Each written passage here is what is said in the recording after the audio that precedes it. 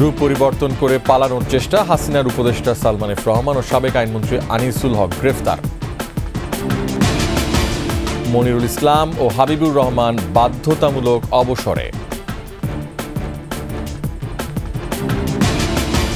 15 আগস্টের সরকারি ছুটি বাতিল, উপদেষ্টা পরিষদের বৈঠকে সিদ্ধান্ত। শেখ হাসিনা সহ 7 জনের বিরুদ্ধে হত্যার অভিযোগ, এজাহার গ্রহণের নির্দেশ আদালতের। আন্দোলনে গণহত্যার আন্তর্জাতিক তদন্ত চায় বিএনপি, জাতিসংঘকে চিঠি।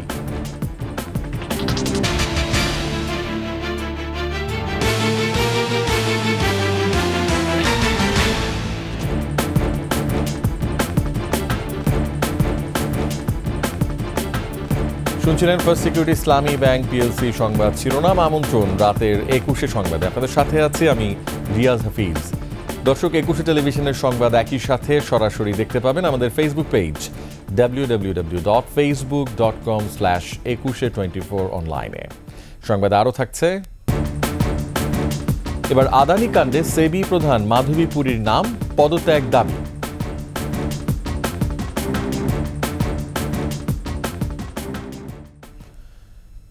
ক্ষমতাচ্যুত প্রধানমন্ত্রী শেখ হাসিনার বেসরকারি শিল্প ও বিনিয়োগ বিষয়ক উপদেষ্টা সালমান এফ রহমান ও সাবেক আইনমন্ত্রী আনিসুল হককে গ্রেফতার করা হয়েছে। রাজধানী সদরঘাট থেকে আইন শৃঙ্খলা বাহিনী তাদের গ্রেফতার করে। ঢাকা মহানগর পুলিশের মিডিয়া অ্যান্ড পাবলিক রিলেশনস বিভাগের উপকমিশনার ফারুক হোসেন এই তথ্য নিশ্চিত করেছেন। তিনি জানান, রাজধানীর নিউ মার্কেট থানার একটি মামলায় তাদের গ্রেফতার করা হয়। পুলিশ জানায়, কোটা সংস্কার আন্দোলন চলাকালে 16 জুলাই ঢাকা কলেজের সামনে সংঘর্ষে 2 জন নিহত হন। এই ঘটনায় নিউ মার্কেট থানায় 2টি হত্যা মামলা দায়ের করা হয়েছে। এ হত্যায় ইন্ধনদাতা হিসেবে এই 2 জনকে গ্রেফতার দেখানো হয়েছে। গত 5ই আগস্ট ছাত্র জনতার আন্দোলনের মুখে দেশ ত্যাগ করেন প্রধানমন্ত্রী শেখ হাসিনা।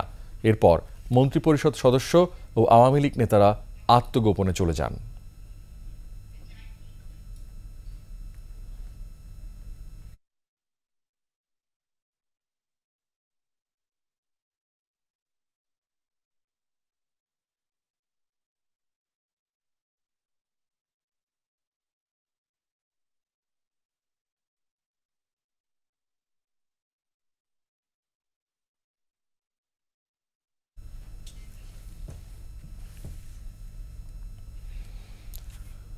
রূপ পরিবর্তন করে পালিয়ে যাচ্ছিলেন হাসিনার 2 ঘনিষ্ঠজন সালমান এফ রহমান ও আনিসুল হক, কিন্তু শেষ রক্ষা হলো না।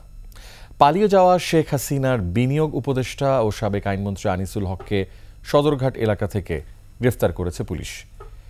এদিকে ক্ষমতাচ্যুত সরকারের আরেক মন্ত্রী আসাদুজ্জামান খান কামাল ও তার পরিবারের সদস্যদের ব্যাংক হিসাব জব্দের নির্দেশ দিয়েছে Bangladesh financial intelligence unit BFIU।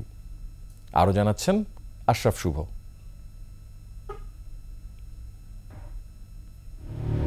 5 August ছাত্র জনতার আন্দোলনের মুখে দেশ ত্যাগ করেন প্রধানমন্ত্রী শেখ হাসিনা। এরপর থেকে মন্ত্রিপরিষদ সদস্য ও আওয়ামী লীগ নেতারা আত্মগোপনে চলে যান। মঙ্গলবার রাজধানীর সদরঘাট এলাকায় নৌপথে পালানোর সময় পুলিশের হাতে গ্রেপ্তার হন ক্ষমতাচ্যুত প্রধানমন্ত্রী শেখ হাসিনার বেসরকারি শিল্প ও বিনিয়োগ উপদেষ্টা সালমান এফ রহমান ও সাবেক আইনমন্ত্রী আনিসুল হক। সালমান এফ রহমান তার দাড়ি কেটে রূপ পরিবর্তন করেন। 2 জনেই পরিধান করেছিলেন লুঙ্গি। সালমান এফ রহমানের বিরুদ্ধে শেয়ার বাজার, বাংলাদেশ এক্সপোর্ট ইম্পোর্ট ব্যাংক সহ বিভিন্ন আর্থিক প্রতিষ্ঠান থেকে লক্ষ কোটি টাকা লুটপাটের অভিযোগ রয়েছে। 16 জুলাই ছাত্রদের আন্দোলনে ঢাকা কলেজের সামনে 2 জন নিহতের ঘটনায় নিউ মার্কেট থানায় 2টি হত্যা মামলা দায়ের হয়। এই হত্যাকাণ্ডের ইন্ধনদাতা হিসেবে এই 2 জনকে গ্রেপ্তার করা হয়েছে। এদিকে ঋণখেলাপি ইস্যুতে IFIC ব্যাংকের পরিচালক পদে থাকা সালমান এফ রহমানের ছেলে আহমেদ শায়ান ফজলুর রহমানকে অব্যাহতি দিয়েছে বাংলাদেশ ব্যাংক। সাবেক স্বরাষ্ট্রমন্ত্রী আসাদুজ্জামান খান কামাল ও তার স্ত্রী সন্তানদের ব্যক্তিগত ও মালিকানাধীন সব ব্যবসা প্রতিষ্ঠানের ব্যাংক হিসাব জব্দের নির্দেশ দিয়েছে Bangladesh financial intelligence unit BFIU। Ashraf Shuvo, desk report, 21 television. পুলিশের স্পেশাল ব্রাঞ্চ SB প্রধান অতিরিক্ত IGP মনিরুল ইসলাম এবং DMP কমিশনার হাবিবুর রহমানকে বাধ্যতামূলক অবসরে পাঠিয়েছে স্বরাষ্ট্র মন্ত্রণালয়। বিকেলে স্বরাষ্ট্র মন্ত্রণালয় থেকে জারি হওয়া পৃথক দুটি প্রজ্ঞাপনে এই তথ্য জানানো হয়েছে। এর আগে এসবি প্রধান মনিরুল ইসলাম ও ডিএমপি কমিশনার হাবিবকে পুলিশ সদর দপ্তরে সংযুক্ত করা হয়েছিল। কোটা সংস্কার আন্দোলনের মুখে গত 5ই আগস্ট প্রধানমন্ত্রী শেখ হাসিনার পদত্যাগের পর অন্তর্বর্তী সরকার দায়িত্ব নিলে পুলিশে ব্যাপক রদবদল শুরু হয়। 13 আগস্ট সকালে এক প্রজ্ঞাপনে পুলিশের স্পেশাল ব্রাঞ্চের প্রধান মনিরুল ইসলামকে পুলিশ অধিদপ্তরে বদলি করা হয়। আর রাজধানীর মোহাম্মদপুরে আবু সায়েদ নামে এক মুদি দোকানদার হত্যার অভিযোগে এক ব্যক্তির দায়ের করা মামলায় সাবেক প্রধানমন্ত্রী শেখ হাসিনা ও সেতুমন্ত্রী ওবায়দুল কাদের সহ 7 আসামির মধ্যে আসামি করা হয় সদ্য সাবেক ডিএমপি কমিশনার হাবিবুর রহমানকেও।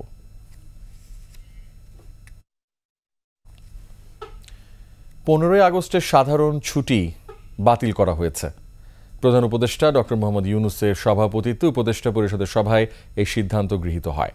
প্রধান উপদেষ্টার দপ্তর থেকে পাঠানো এক সংবাদ বিজ্ঞপ্তিতে বলা হয়েছে, উপদেষ্টা পরিষদের সঙ্গে রাজনৈতিক দলগুলোর সংলাপে ব্যাপক ঐকমত্যের ভিত্তিতে জাতীয় শোক দিবস উপলক্ষে ঘোষিত 15 আগস্টের সাধারণ ছুটি বাতিলের বিষয়টি বৈঠকে অনুমোদিত হয়েছে। এর আগে 12 আগস্ট প্রধান উপদেষ্টা ডক্টর মোহাম্মদ ইউনূসের সঙ্গে তার সরকারি বাসভবন যমুনায় বৈঠকে দেশের বিভিন্ন রাজনৈতিক দলের নেতারা কয়েকটি বিষয়ে আলোচনা করেন। এ সময় 15 আগস্ট জাতীয় শোক দিবস ও সরকারি ছুটি বাতিলের পরামর্শ দিয়েছিল বিএনপি সহ বিভিন্ন রাজনৈতিক দল। একই দিনে বৈষম্য বিরোধী ছাত্র আন্দোলন, ছাত্র দল, ছাত্র শিবির সহ 35টি ছাত্র সংগঠন এক মতবিনিময় সভায় 15 আগস্টকে জাতীয় শোক দিবস হিসেবে পালন না করার বিষয়ে সর্বসম্মতভাবে সিদ্ধান্ত গ্রহণ করে। রাজধানীর মোহাম্মদপুরে আবু সায়েদ নামের এক মুদি দোকানিকে গুলি করে হত্যার ঘটনায় আওয়ামী লীগ সভাপতি ও সাবেক প্রধানমন্ত্রী শেখ হাসিনা সহ 7 জনের বিরুদ্ধে আনা অভিযোগ এজাহার হিসেবে রেকর্ড করতে মোহাম্মদপুর থানা পুলিশকে নির্দেশ দিয়েছেন আদালত।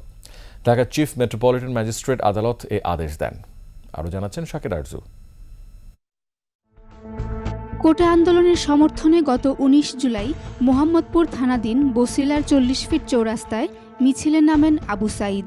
সে সময় পুলিশের গুলিতে নিহত হন তিনি। মঙ্গলবার ঢাকার চিফ মেট্রোপলিটন ম্যাজিস্ট্রেটের আদালতে আমির হামজা নামে এক ব্যক্তি এই মামলার আবেদন করেন। এই ছেলেটাই একমাত্র ব্যক্তি যে যার কথা কেউ কখনো বলেনি।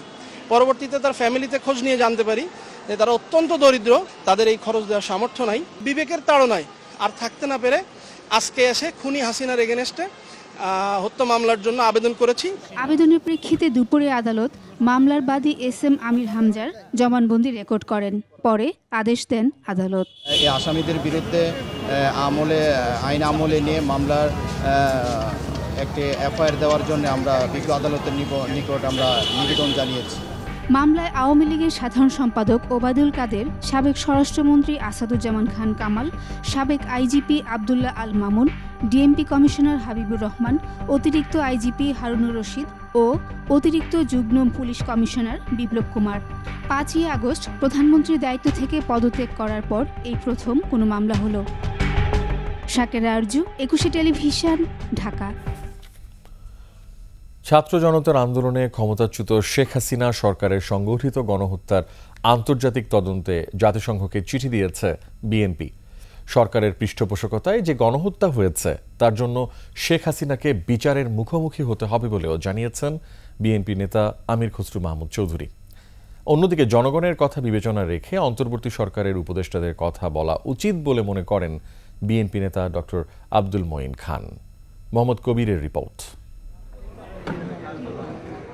ছাত্র জনতার আন্দোলনে ক্ষমতাচ্যুত স্বৈরাচার সরকারের পতনের পর গণহত্যা নিয়ে আন্তর্জাতিক তদন্তের জন্য গুলশানের জাতিসংঘের অফিসে যান বিএনপির স্থায়ী কমিটির সদস্য আমির খসরু মাহমুদ ও দলের সাংগঠনিক সম্পাদক শামা ওবায়েদ। শেখ হাসিনা সরকারের সংগঠিত গণহত্যার আন্তর্জাতিক তদন্তের জন্য সংস্থাটির আবাসিক সমন্বয়ক গোয়েন লুইয়ের কাছে চিঠি হস্তান্তর করে আমির খসরু মাহমুদ চৌধুরী সাংবাদিকদের জানান, গণ আন্দোলনে যে হত্যাকাণ্ড ঘটেছে তার পৃষ্ঠপোষক ছিল শেখ হাসিনা। জাতিকে কলঙ্ক মুক্ত করতে হলে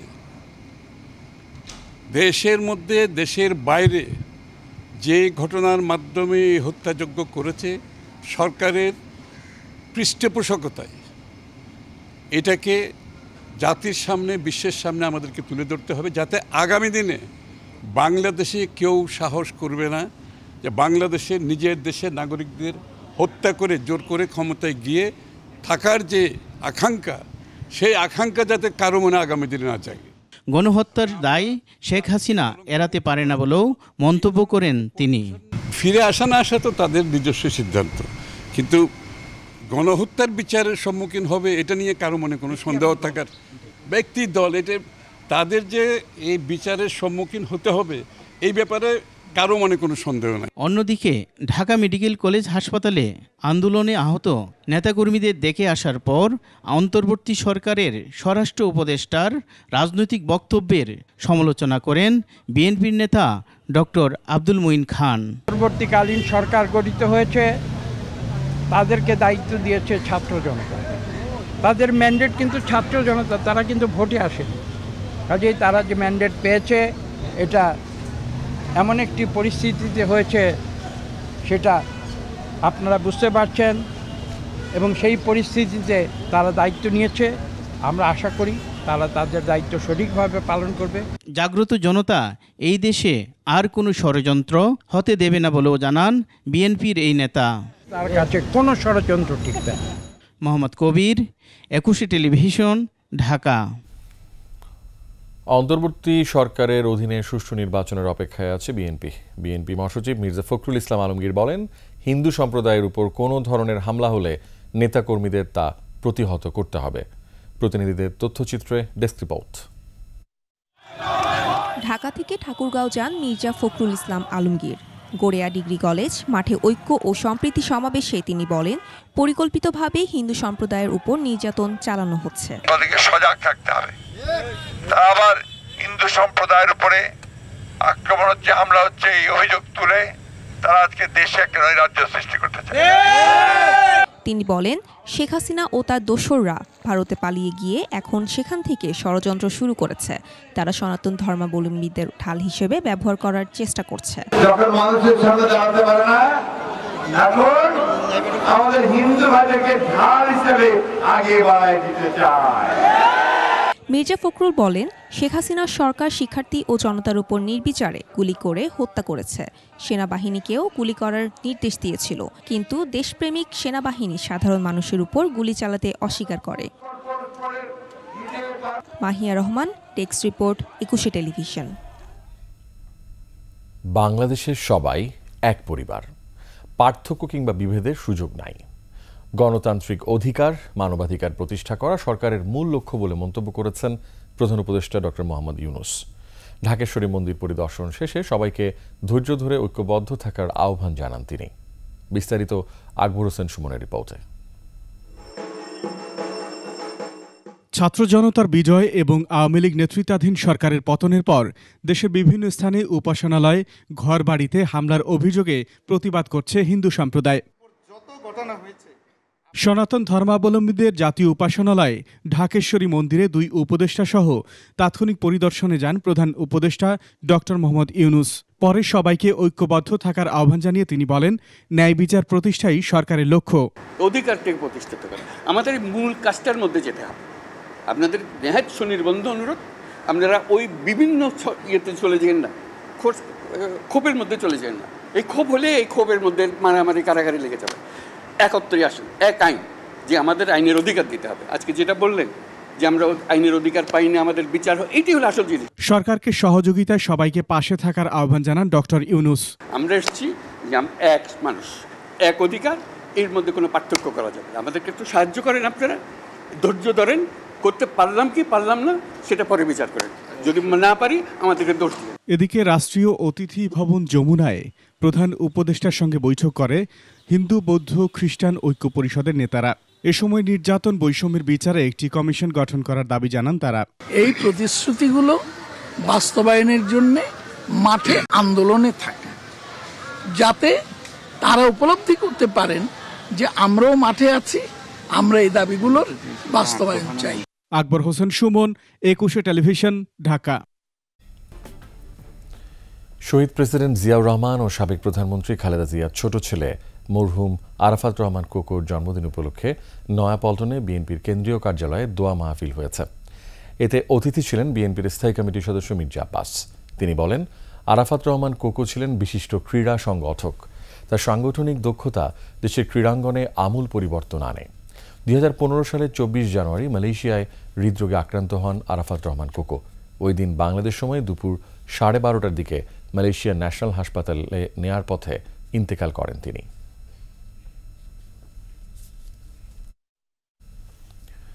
শেখ হাসিনা সরকারের সময় নিখোঁজদের দ্রুত পরিবারের কাছে ফিরিয়ে দেয়া এবং জড়িতদের শাস্তির দাবি জানিয়েছেন মায়ের ডাক সংগঠন। রাষ্ট্রীয় অতিথি ভবন যমুনায় প্রধান উপদেষ্টা ডক্টর মোহাম্মদ ইউনূসের সাথে সাক্ষাৎ শেষে এই দাবি জানান তারা। যারা এই অপরাধ করেছে জিয়াউল হাসানের মতো তাদেরকে অ্যারেস্ট করা হোক 24 আওয়ার্সের মধ্যে, তাদেরকে জিজ্ঞাসাবাদ করে গুমের ঘটনাগুলোর সত্যটা আমাদের পরিবারের কাছে অফিসিয়ালি দেওয়া হোক এবং প্রত্যেকটা আয়নাঘরের মতো যে গুম করা হয়েছে বন্দী তাদেরকে মুক্ত করে দেওয়া হোক, স্বজনদের কাছে যেন তাদেরকে ফিরিয়ে দেওয়া হয় এবং প্রত্যেকটা কেসকে প্রত্যেকটা ঘটনার যেন বিচারের আওতায় আনা হয়। এই তিনটা আমাদের প্রধান দাবি ছিল। তিনি আমাদের কথা শুনেছেন এবং তিনি আমাদেরকে ইনশাআল্লাহ বলেছেন যে আশা রাখতে এবং তিনি এই পদক্ষেপগুলো নিচ্ছেন। এরকম যারা পুলিশকে দানব বানিয়েছে তাদের বিচার হবে বলে জানিয়েছেন অন্তর্বর্তী সরকারের স্বরাষ্ট্র উপদেষ্টা এম শাখাওয়াত হোসেন। বিজিবি হাসপাতালে চিকিৎসাধীন বিজিবি সদস্যদের খোঁজ খবর নেয়ার পর সাংবাদিকদের সঙ্গে কথা বলেন স্বরাষ্ট্র উপদেষ্টা। 15 আগস্ট কোনো কর্মসূচির নামে কেউ যেন নাশকতা চালাতে না পারে সেজন্য আইন শৃঙ্খলা বাহিনী সতর্ক অবস্থানে আছে বলে জানান তিনি। আরও জানাচ্ছেন আদিত্য মামুন। বর্ডার গার্ড বাংলাদেশের সদর দপ্তরে বিজিবি হাসপাতালে চিকিৎসাধীন বিজিবি সদস্যদের দেখতে যান অন্তর্বর্তী সরকারের স্বরাষ্ট্র উপদেষ্টা এম শাখাওয়াত হোসেন। পরে সাংবাদিকদের সাথে কথা বলেন। সাম্প্রতিক সহিংসতায় শিক্ষার্থী হত্যার ঘটনায় আইন শৃঙ্খলা রক্ষাকারী বাহিনী অনুতপ্ত জানান তিনি। পুলিশ খুবই অনুতপ্ত, এদেরকে দানব বানানো হয়েছে যারা উইল নট লিভ দেম। আপনারা 2-1 দিনের মধ্যে অ্যাকশন দেখবেন। পুলিশ কাজে ফিরছে কিনা জানতে চান সাংবাদিকরা। আমি তো এটা মালিক না, আমি সাইন করতে পারি, এটা 2টা ধাপ গিয়ে তারপর এটা হবে। আশা করি আজকে বা কালকের মধ্যে আপনারা খবর জেনে যাবেন। ছাত্রদের আন্দোলন কেউ ছিনিয়ে নেওয়ার চেষ্টা করছে এমন অভিযোগেরও জবাব দেন স্বরাষ্ট্র উপদেষ্টা। 15 আগস্ট আওয়ামী লীগের কর্মসূচিকে কেন্দ্র করে নাশকতার আশঙ্কা আছে কিনা সেই বিষয় নিয়েও কথা বলেন তিনি। 15 আগস্ট আজকে বিকালে আমরা বসবো, উই উইল ডিসকাস। যেইটাই হয় there be heavy presence of police, কেউ যাতে কোনো রকমের গন্ডগোল করতে না পারে। আদিত্য মামুন, 21 টেলিভিশন, ঢাকা। ব্যবসা বাণিজ্য ও জীবন জীবিকা সম্পর্কিত প্রকল্পগুলো দ্রুত বাস্তবায়ন করা হবে বলে জানিয়েছেন অর্থ উপদেষ্টা ডক্টর সালেউদ্দিন আহমেদ। দুর্নীতি অপচয় বন্ধ করে ক্রমান্বয়ে মেগা প্রকল্প বাস্তবায়ন, মূল্যস্ফীতি নিয়ন্ত্রণেও জোর দেওয়া হবে বলে জানান তিনি। অর্থ ও পরিকল্পনা উপদেষ্টা জানান, প্রতিশ্রুতি অনুযায়ী বিদেশি ঋণ পরিশোধ করা হবে। তৌহিদুর রহমানের রিপোর্ট। দায়িত্ব নেওয়ার পর প্রথমবার পরিকল্পনা মন্ত্রণালয়ে অর্থ ও পরিকল্পনা উপদেষ্টা ডক্টর সালেউদ্দিন আহমেদ বৈঠক করেন পরিকল্পনা মন্ত্রণালয়ের বিভিন্ন বিভাগের কর্মকর্তাদের সাথে। একটু আপনাদের ওরিয়েন্টেশনটা চেঞ্জ করতে হবে। এরপর বৈঠকে বসেন অর্থনৈতিক সম্পর্ক বিভাগের কর্মকর্তাদের সাথে। এ সময় উপদেষ্টা মন্ত্রণালয়ের বিভিন্ন বিভাগের কাজের অগ্রগতির খোঁজ খবর নেন। পরে ব্রিফিংয়ে মূল্যস্ফীতি কমানো সহ বাস্তবায়নাধীন প্রকল্প নিয়ে কথা বলেন ডক্টর সালেউদ্দিন আহমেদ। প্রকল্পগুলো যেগুলো চালু আছে সেগুলো আপনার আপেক্ষিক গুরুত্ব, বিশেষ করে ব্যবসা বাণিজ্য, মানুষের জীবন জীবিকা, কর্মসূচিতে রিলেটেড এই প্রজেক্টগুলো কিন্তু আপনারা একেবারে কমপ্লিটলি আপনারা চালু রাখবেন। চলমান উন্নয়ন প্রকল্প অব্যাহত রাখা হবে বলেও জানান অর্থ ও পরিকল্পনা উপদেষ্টা। অর্থের অপচয় বন্ধ করতেই হবে, যে কোনো প্রশাসনিক ব্যয় বলুন। দ্বিতীয়ত অর্থের ইউটিলাইজেশন, এবং সেই অর্থটা আমাদের দেশীয় সম্পদ, বহির সম্পদ, লোন গ্র্যান্ট দুটোই। বাইরের টাকা দিয়ে আনবেন, যথেচ্ছ খরচ করবেন, সেটা চলবে না। অর্থনৈতিক সম্পর্ক বিভাগের সাথে বৈঠক শেষে কথা বলেন দাতা সংস্থার ঋণ পরিশোধ নিয়ে। দিতে হবে তো, আমাদের কমিটমেন্ট আছে, যেভাবে যে করে থাকবো সেটা বড় ব্যাপার না, তাই না? আমাদের তো এই কমিটমেন্টগুলো করতে আমরা ডিফল্ট না করি। ডোনারদের আমরা অ্যাসিওর করছি যে তোমরা একটু ব্যাপারে কোনো চিন্তা, কমিটমেন্ট যেটা আছে সেটা করবো না। কিভাবে ব্যাংকিং কমিশন করা যায় সে বিষয়েও ভাবা হচ্ছে বলেও জানান অর্থ ও পরিকল্পনা উপদেষ্টা ডক্টর সালেউদ্দিন আহমেদ। এটাকে আমাদের প্রকল্পতে যাচাই করবেন। তৌহিদুর রহমান, 21 টেলিভিশন, ঢাকা। 6 থেকে 7 মাসের মধ্যে সামষ্টিক অর্থনীতিতে গতিশীলতা ফেরানো সম্ভব। এক্ষেত্রে কিছু কাঠামোগত সংস্কার জরুরি।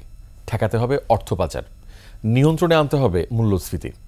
একই সাথে ব্যাংক এবং ব্যাংক বহির্ভূত আর্থিক খাত সংস্কারের পরামর্শ দিচ্ছেন অর্থনীতিবিদরা। বলছেন, দেশ গণতান্ত্রিক ধারায় চললে তৈরি হবে বিনিয়োগ বান্ধব পরিবেশ, তখন বাড়বে দেশি বিদেশি বিনিয়োগ। ব্যবসা বাণিজ্য, উৎপাদন ও সেবা খাত হবে গতিশীল। রেমিটেন্স প্রবাহেও আসবে নতুন গতি। আরও জানাচ্ছেন তৌহিদুর রহমান। সদ্য ক্ষমতাচ্যুত শেখ হাসিনা সরকারের সীমাহীন লুটপাটে দেশের অর্থনীতি বড় ধরনের চাপের মুখে। ব্যাংক ব্যবস্থা নাজুক অবস্থায়, রিজার্ভ নেমেছে তলানিতে। উচ্চ মূল্যস্ফীতির জাঁতাকলে পিষ্ট সাধারণ মানুষ। ভালো নেই ব্যবসা বাণিজ্য পরিস্থিতিও। এমন অবস্থায় আসার কথা বলছেন দেশের শীর্ষস্থানীয় অর্থনীতিবিদরা। অর্থ পাচার রোধ, ব্যাংকিং খাত সংস্কারের জন্য কমিশন গঠনের পরামর্শ তাদের।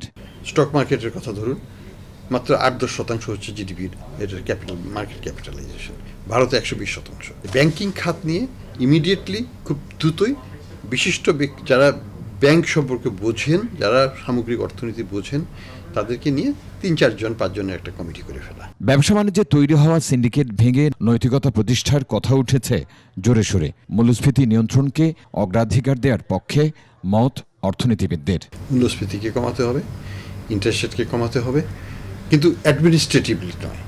এটা কমাতে হবে বাজারের মাধ্যমেই কমাতে হবে। ক্রিটিসিজম, সমালোচনা, সেটা যেন যারা শাসনকর্তা তারা যেন শুনতে পায় এবং শোনেন।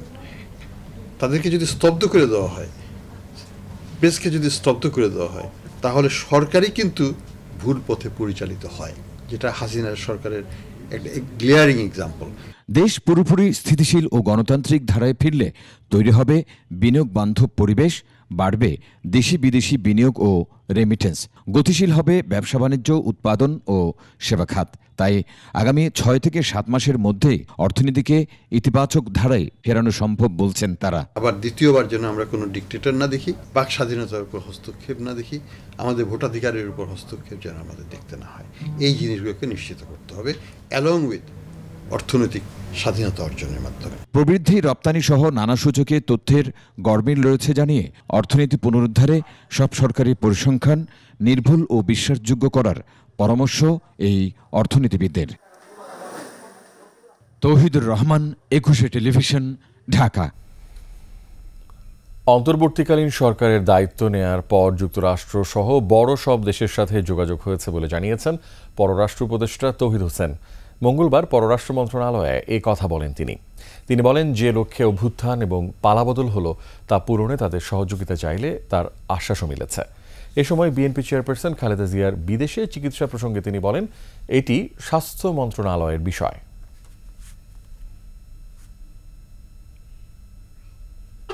স্বাভাবিকভাবেই সব শক্তিমান দেশের লোকদের সাথে আমাদের অ্যাম্বাসাডাররা দেখা সাক্ষাৎ করেছেন, আলাপ হচ্ছে। এটা একটা স্বাভাবিক প্রক্রিয়া, কিন্তু এটা আমরা সবসময়ই করে থাকি। বিশেষ করে এত বড় একটা পরিবর্তন করে সেটা হবে। এছাড়া রাষ্ট্রদূতরা আছেন এখানে, তাদের সাথে আমরা যোগাযোগ বাড়বে, আমার সাথে দেখা হবে, চিফ অ্যাডভাইজারের সাথেও কারো দেখা হবে। কাজে এটা যে পদ্ধতিতে নর্মালি আগে, আপনাদেরও এটা পরিচিত পদ্ধতি, সেভাবেই এটা আগে। মেসেজ হচ্ছে যে আমরা একটা পরিবর্তনের জন্য অত্যন্ত মূল্য দিয়ে একটা পরিবর্তনের সম্ভাবনা সৃষ্টি হয়েছে, সেটাতে যেন আন্তর্জাতিক সম্প্রদায় আমাদের পাশে থাকে। শেখ হাসিনার ক্ষমতাচ্যুতিতে যুক্তরাষ্ট্র জড়িত নয় বলে জানিয়েছে হোয়াইট হাউস। সোমবার প্রেস ব্রিফিংয়ে সাংবাদিকদের প্রশ্নের উত্তরে হোয়াইট হাউসের প্রেস সেক্রেটারি করিন জন-পিয়েরে জানান, শেখ হাসিনাকে ক্ষমতা থেকে সরানোর পেছনে যুক্তরাষ্ট্রের ভূমিকা আছে এমন অভিযোগ মিথ্যা। সেন্ট মার্টিন দ্বীপ ওয়াশিংটনের হাতে তুলে না দেওয়ার কারণে শেখ হাসিনার এমন পরিণতি হয়েছে, এই অভিযোগও অস্বীকার করেন তিনি। বলেন, বাংলাদেশে সরকারের ভবিষ্যৎ দেশের মানুষই নির্ধারণ করেন। We have had no involvement at all. Any reports or rumors that the United States government was involved in these events is simply false. That is not true. This is a choice for and by the Bangladeshi people.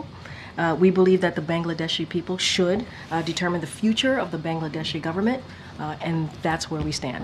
any allegations, certainly we will continue to say, and I have said here, is simply untrue. কাজে ফিরছেন পুলিশের বিভিন্ন ইউনিটের সদস্যরা। থানা ও traffic police স্বাভাবিক কার্যক্রম শুরু করেছে। সাধারণ মানুষ থানায় গিয়ে সেবা নিচ্ছেন। বিস্তারিত আহমদ বাবুর প্রতিবেদনে। 5 আগস্ট শেখ হাসিনার পতনের পর রাজধানী সহ দেশের বিভিন্ন থানায় আগুন দেওয়া সহ হামলায় অনেক পুলিশ সদস্য হতাহত হন। ভয়ে কাজে যোগদানে বিরত ছিলেন পুলিশ সদস্যরা। তবে সোমবার থেকে কাজে ফিরছে পুলিশ সদস্যরা।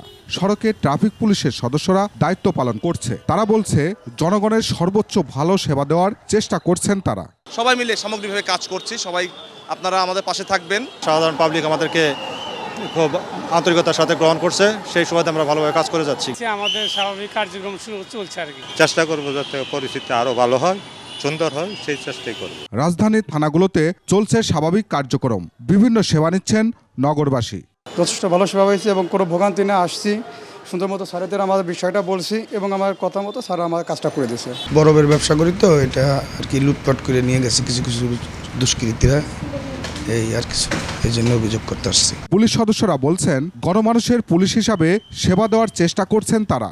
থানার সাধারণ ডায়েরি আমরা সম্পূর্ণ সচল রেখেছি এবং সম্পূর্ণ ফোর্স অফিসার থানায় হাজির আছে। পুরাতন কার্যক্রম যেভাবে ছিল এখন আমরা ওইভাবেই চালাইতেছি। সত্যিকারের যে পুলিশ, মানুষ যেভাবে চায়, এদেশের মানুষ পুলিশের কাছ থেকে যা চায়, সেই মানুষের স্বপ্নের পুলিশ হতে চাচ্ছি, সেভাবেই নতুন উদ্যমে আমরা কাজ শুরু করেছি। থানা কার্যক্রম চালু হওয়ার পর বিভিন্ন ধরনের সাধারণ ডায়েরি বেশি হচ্ছে বলেও জানান তারা।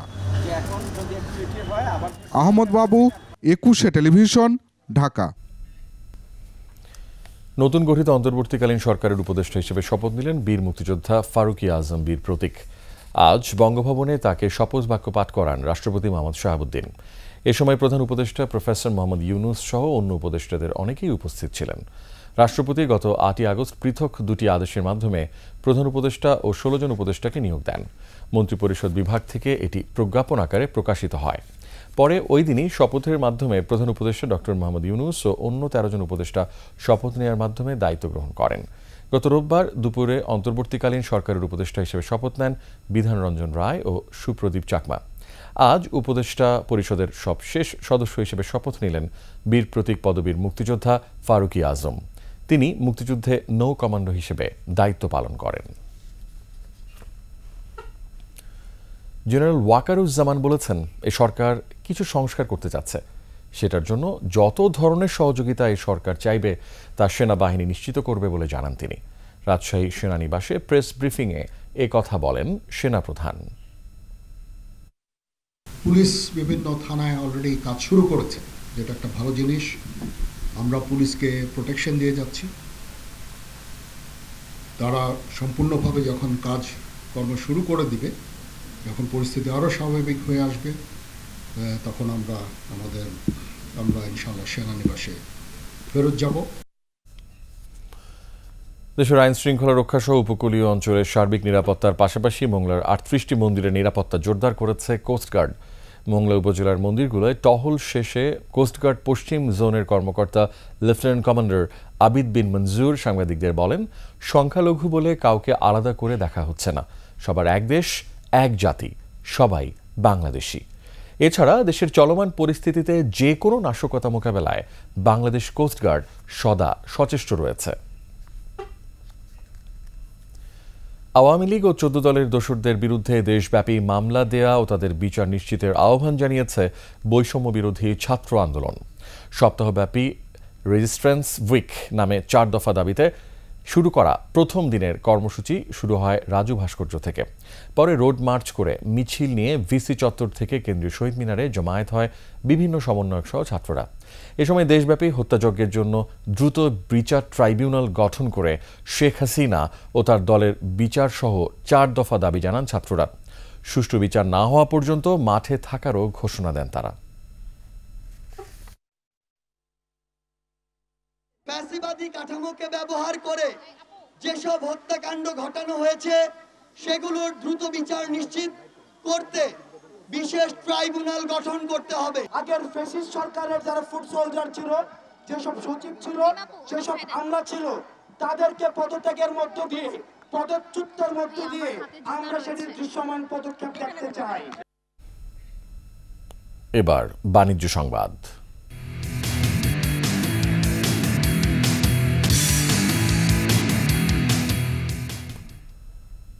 পুঁজিবাজার নিয়ন্ত্রক সংস্থা Bangladesh securities and exchange commission বিএসসির নতুন চেয়ারম্যান হিসেবে নিয়োগ পেয়েছেন অর্থনীতিবিদ ডক্টর এম মাসরুর রিয়াজ। অর্থ মন্ত্রণালয়ের আর্থিক প্রতিষ্ঠান বিভাগ থেকে এই সংক্রান্ত প্রজ্ঞাপন জারি হয়েছে। মাসরুর রিয়াজকে 4 বছরের জন্য নিয়োগ দিয়েছে সরকার। মাসরুর রিয়াজ বর্তমানে বেসরকারি গবেষণা প্রতিষ্ঠান পলিসি এক্সচেঞ্জ বাংলাদেশের চেয়ারম্যান ও সিইও হিসেবে দায়িত্ব পালন করছেন। বিশ্বব্যাংকের জ্যেষ্ঠ অর্থনীতিবিদ হিসেবে কাজ করার অভিজ্ঞতা আছে তার। যুক্তরাজ্যের ম্যানচেস্টার ইউনিভার্সিটি থেকে উন্নয়ন অর্থনীতিতে তিনি পিএইচডি করেছেন। ডক্টর মাসরুর রিয়াজ পরে এমবিএ করেছেন যুক্তরাষ্ট্রের নিউ অরলিন্স ইউনিভার্সিটি থেকে। এবার খেলার সংবাদ।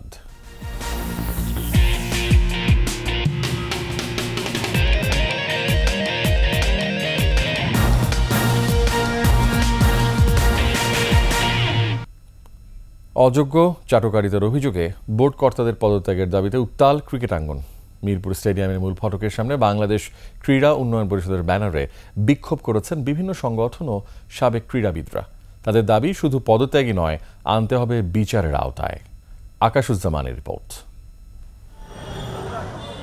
মিরপুর জাতীয় স্টেডিয়ামের সামনে সকাল থেকেই বিক্ষোভে নামে ক্রিকেট প্রেমীরা, সঙ্গে যোগ দেন সাবেক ক্রীড়াবিদরাও। বিসিবিকে দুর্নীতিবাজদের হাত থেকে মুক্ত করার দাবি ছিল সবার কণ্ঠে। নতুনত্বের প্রয়োজন আছে বা ওনারা বলবে যে আমরা অপারগ, আমরা এগুলো করতে পারবো না, সেক্ষেত্রে নতুন মানুষ আসুক। যারা পূর্বে ক্রিকেট বোর্ডে ছিল আমরা তাদেরকেও চাই না, আমরা সম্পূর্ণ নতুন মুখ দেখতে চাই। আজকে আমরা এসেছি যাতে বিসিবি থেকে যারা দুর্নীতিগ্রস্ত যারা আছে, যারা অবৈধ যারা আছে, তারা যাতে তাদের পদত্যাগটা অতি দ্রুত করতে পারে। শেখ হাসিনার পদত্যাগের পর থেকেই হুদিস নেই বিসিবি সভাপতি নাজমুল হাসান পাপনের। কার্যালয়ে আসেন না কর্মকর্তাদের বড় অংশ, তবে এখনো পদ থেকে সরে দাঁড়াননি কেউই। ক্রিকেট বাঁচাতে অবিলম্বে তাদের পদত্যাগের দাবি করেছে বিক্ষোভকারীরা।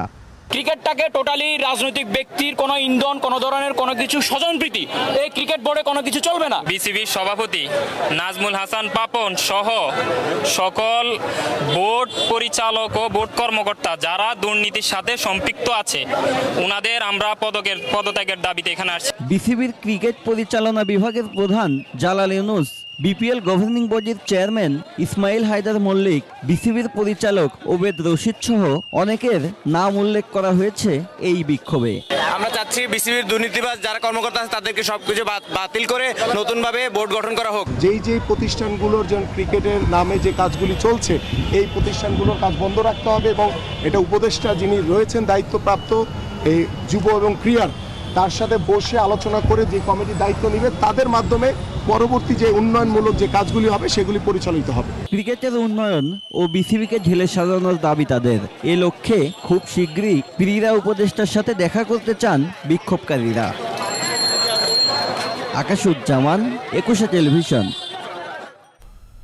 এদিকে বাংলাদেশ ফুটবল ফেডারেশনের সভাপতির পদ থেকে ইস্তফা দিচ্ছেন না কাজী সালাউদ্দিন। মেয়াদ শেষে আবারও সভাপতি পদে নির্বাচন করতে চান বাফুফেকে আঁকড়ে থাকা বর্তমান সভাপতি।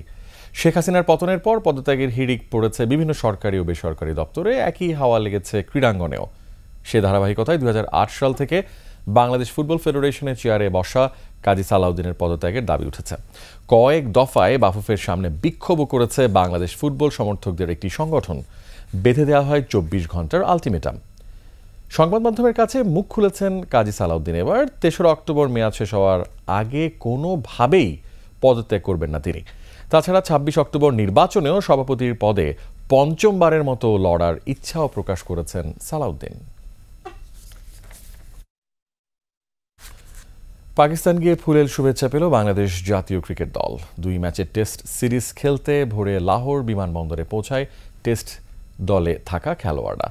রাজনৈতিক অস্থিরতায় মিরপুরে অনুশীলনে সুষ্ঠু পরিবেশ না থাকায় নির্ধারিত সময়ের আগেই পাকিস্তান চলে যায় বাংলাদেশ দল। সোমবার বিকেলে ঢাকা থেকে প্রথমে ইসলামাবাদের বিমান ধরে টাইগাররা, এরপর মঙ্গলবার ভোরে পৌঁছায় লাহোরে। হোটেলে প্রবেশের সময় বাংলাদেশ দলের 18 জনের বহরকে ফুল দিয়ে বরণ করে নেওয়া হয়। 17 আগস্ট দলের সাথে যোগ দেওয়ার কথা নাজমুল হোসেন শান্ত ও সাকিব আল হাসানের। 21 আগস্ট রাওয়ালপিন্ডিতে হবে প্রথম টেস্ট, করাচিতে দ্বিতীয় ম্যাচটি হবে 30 আগস্ট।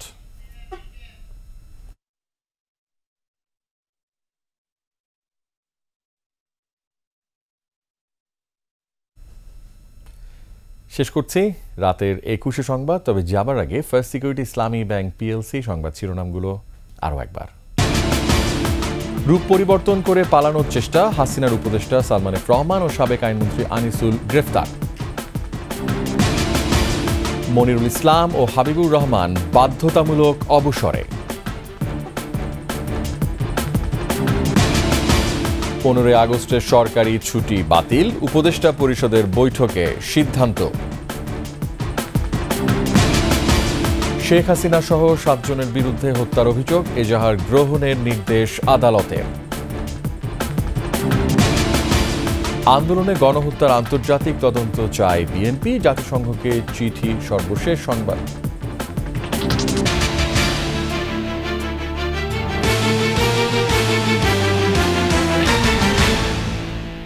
সর্বশেষ সংবাদ জানতে ডায়াল করুন 2021 নম্বরে, আর ভিজিট করুন 21.tv.com ওয়েবসাইটে। এছাড়া ফেসবুকে ভিজিট করতে পারেন www.facebook.com/2124 অনলাইনে। এতক্ষণ সঙ্গে থাকার জন্য অসংখ্য ধন্যবাদ। আমাদের পরবর্তী সংবাদ 12টা 55 মিনিটে দেখার আমন্ত্রণ রইল। 21-এর সাথেই থাকুন। শুভরাত্রি।